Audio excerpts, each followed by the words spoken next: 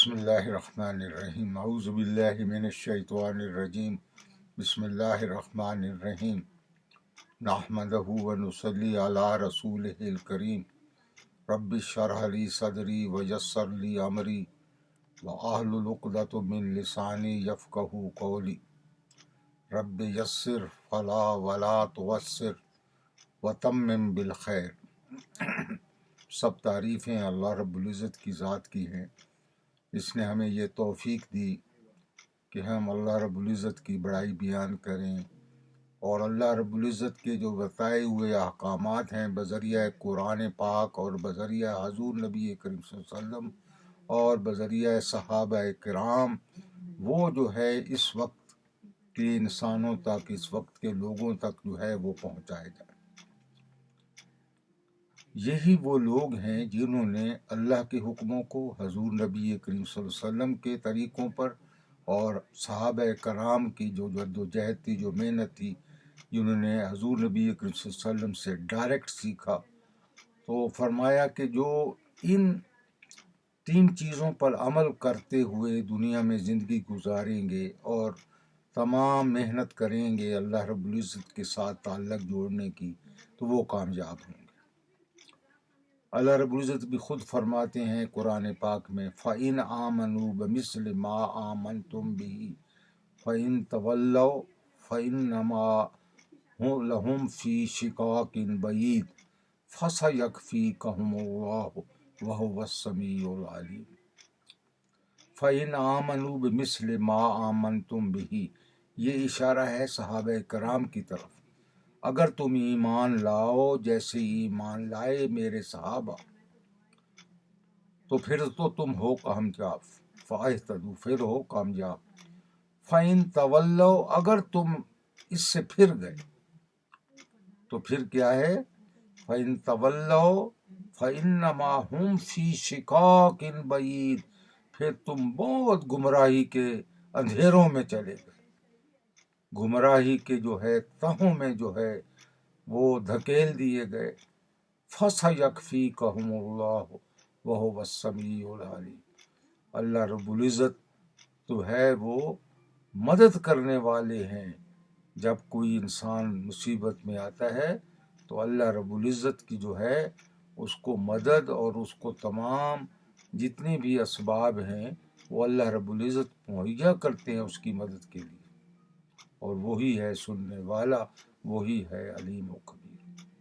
جب یہ فیصلہ ہو چکا ہے اللہ رب العزت کی طرف سے کہ کامیاب لوگ کون ہیں، ناکام لوگ کون ہیں، کچھ لوگ ایسے بھی ہیں نعوذ باللہ کہ جو عمل کر رہے ہیں لیکن ان کا جو ہے طریقہ وہ اپنا اجتہاد ہے، قرآن پاک کی تعلیمات سے بھی وہ ایسے جو ہے معلومات اخذ کرتے ہیں جس سے معلوم ہوتا ہے کہ اس کا قرآن پاک سے کوئی تعلق نہیں ہے۔ اللہ رب العزت نے ایسا نہیں فرمایا، خود انہوں نے اس قسم کے معنی گھڑ لیے، تو پھر تو وہ اللہ کے عذاب ترین جو ہے وہ اس کے وہ اہل ہو جاتے ہیں۔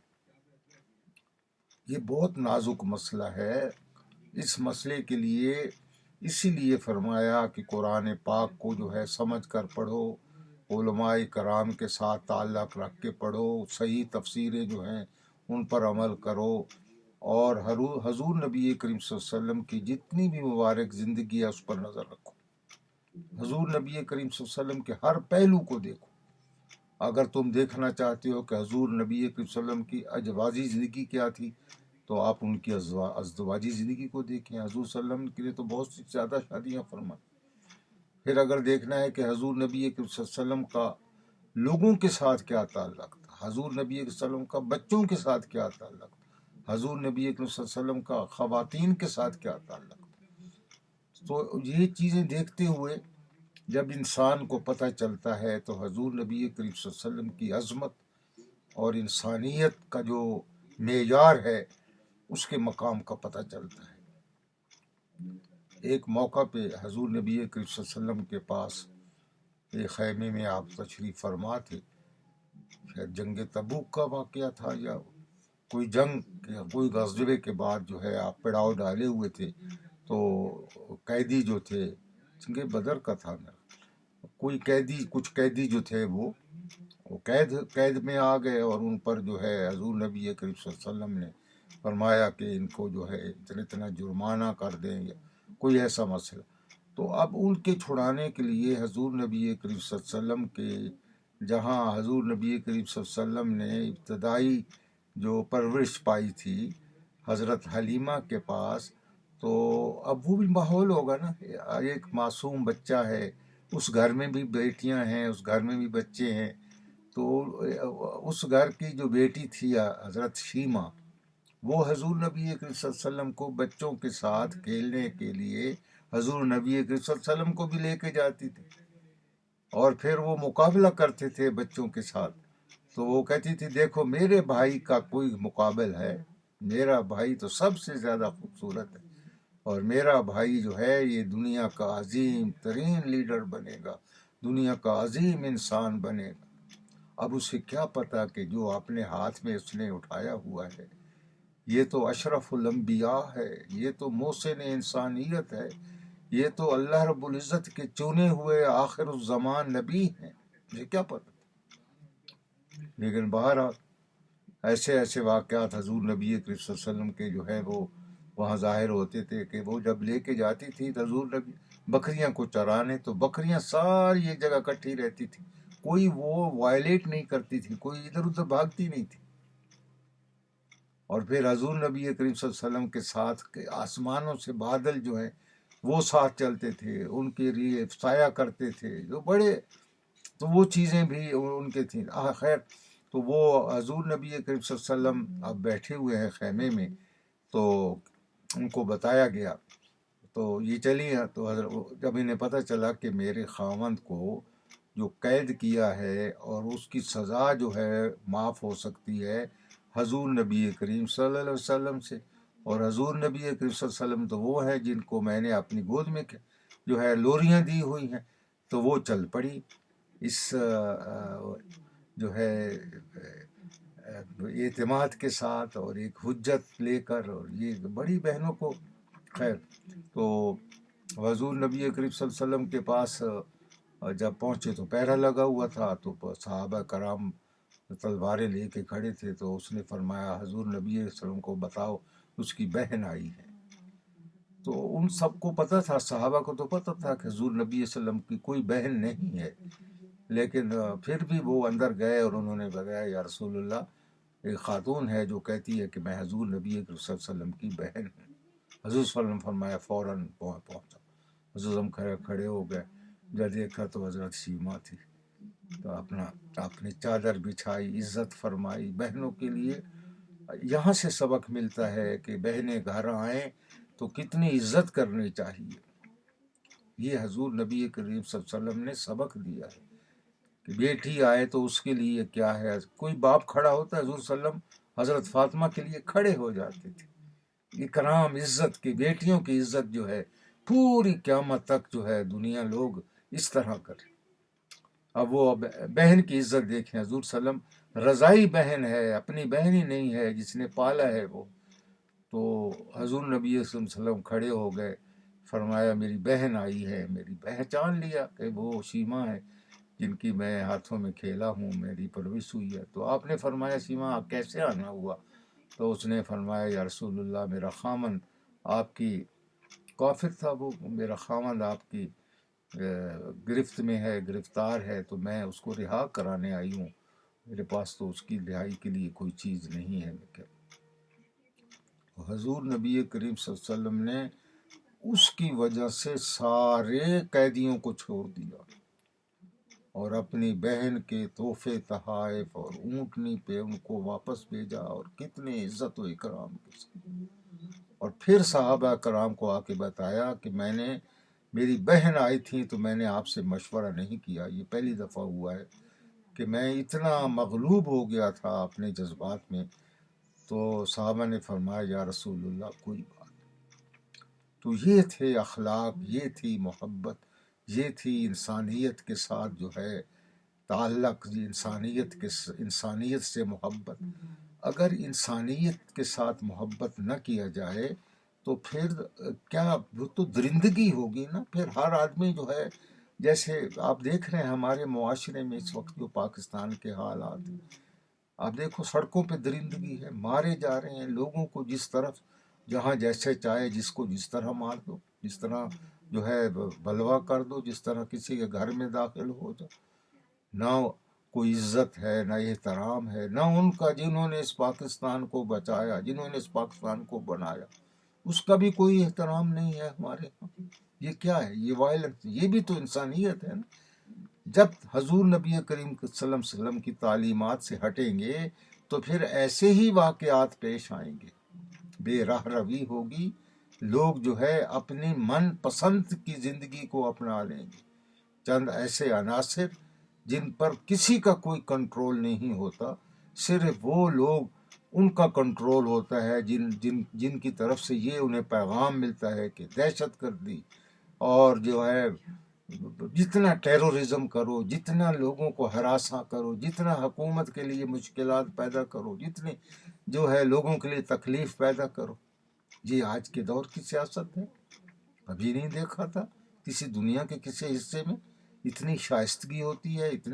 ہم یہاں بھی کینیڈا میں رہ کے بھی یہاں روز ہمارے آج کل الیکشن ہے، اور ہمارے وہ دوست ہیں جو یہاں سے چودھری یاسین صاحب جو کھڑے ہو رہے ہیں، ان کے ساتھ جو ہے انگریز لوگ بھی آئے ہوتے ہیں، دوسرے لوگ بھی، اتنی شائستگی کے ساتھ، اتنی پولائٹنس، اتنی محبت اور احترام کے انسانیت کے رشتے ہیں.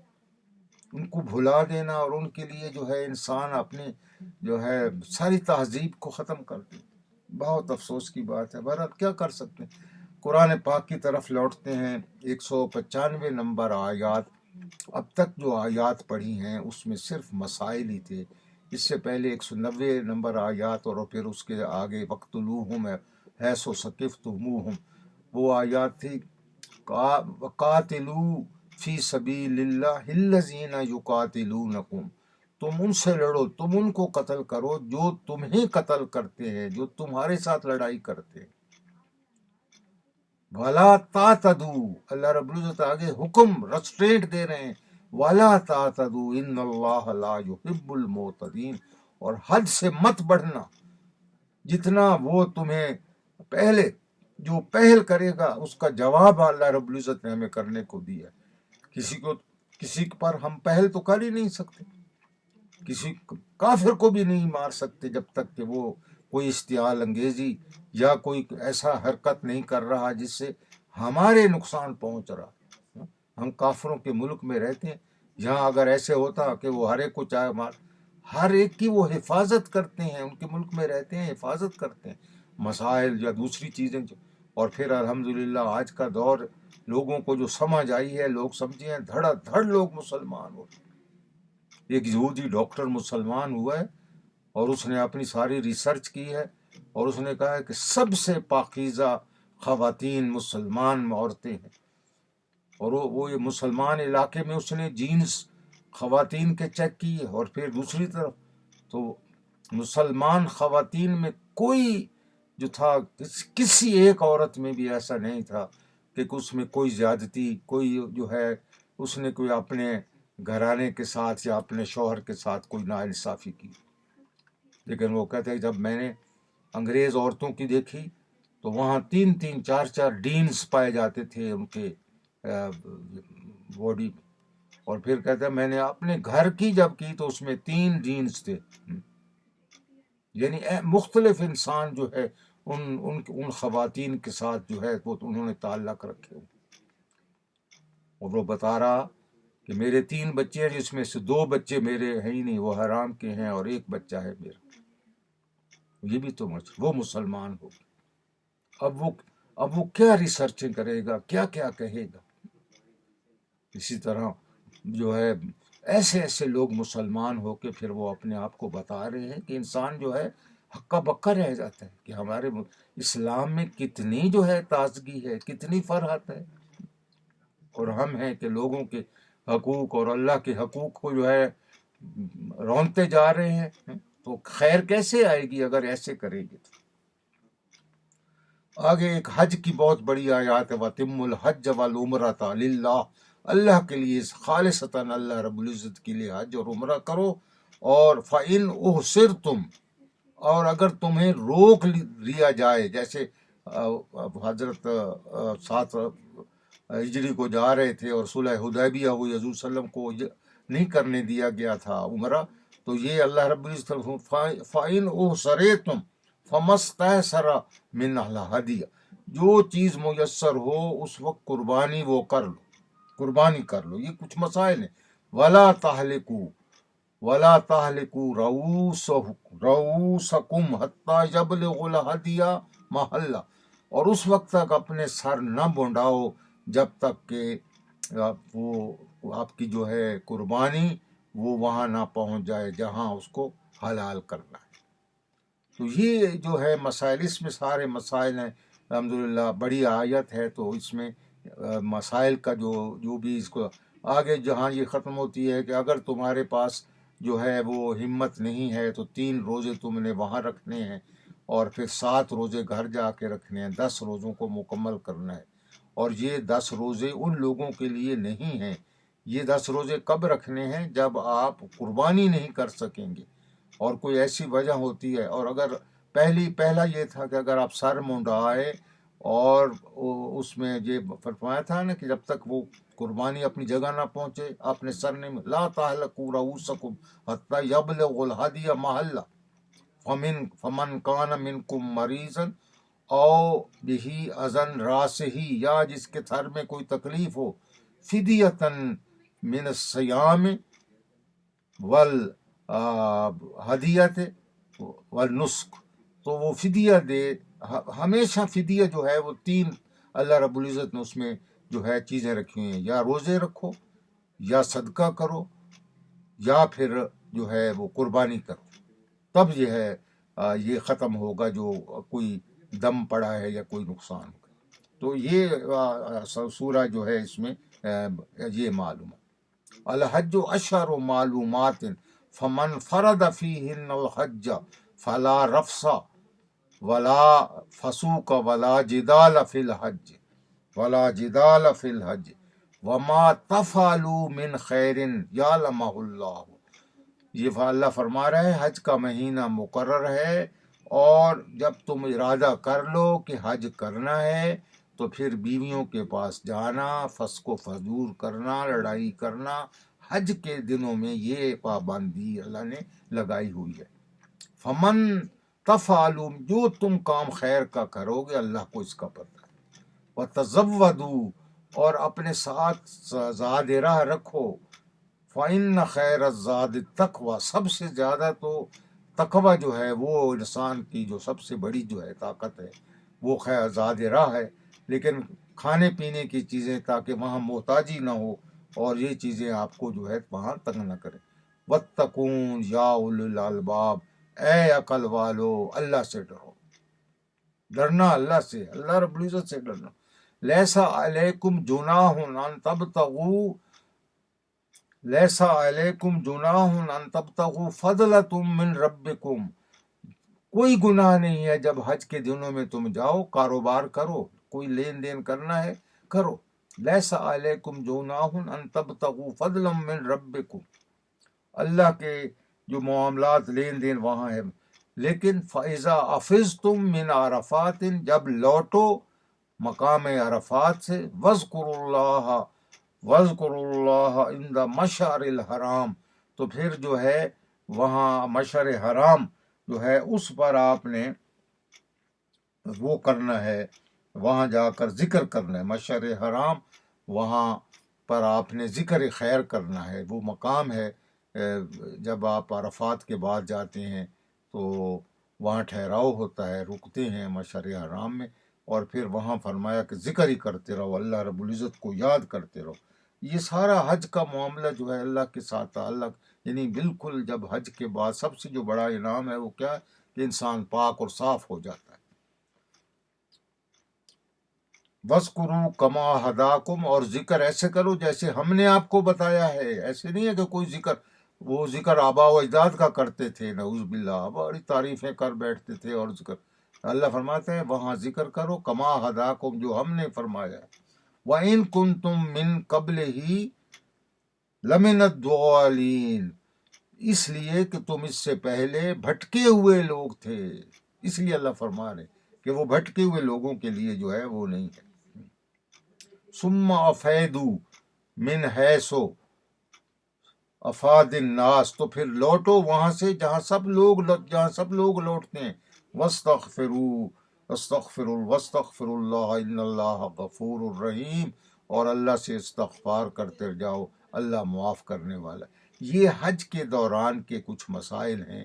یہ جب تفصیل سے بیان کیے جائیں گے تو بڑا وقت لگتا ہے سمجھانے کے لیے، اور یہ حج کے موقع پر جانے کے لیے، حج پر جانے کے لیے یہ تمام مسائل سیکھ کے جانا ہے.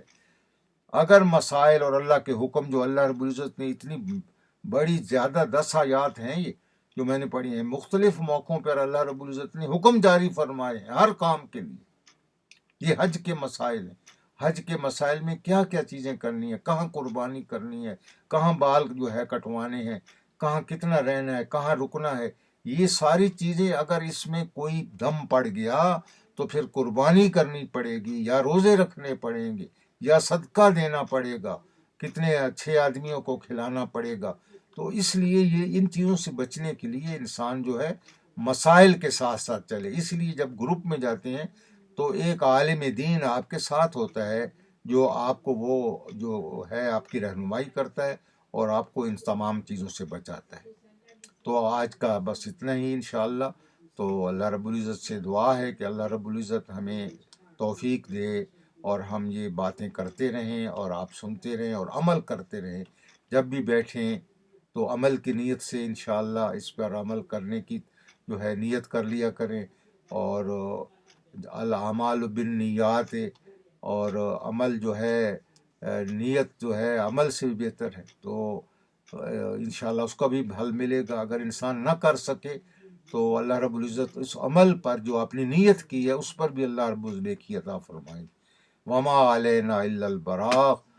جو اللہ رب العزت آپ سب لوگوں کی حفاظت فرمائے، خیر و برکت دے. شکریہ.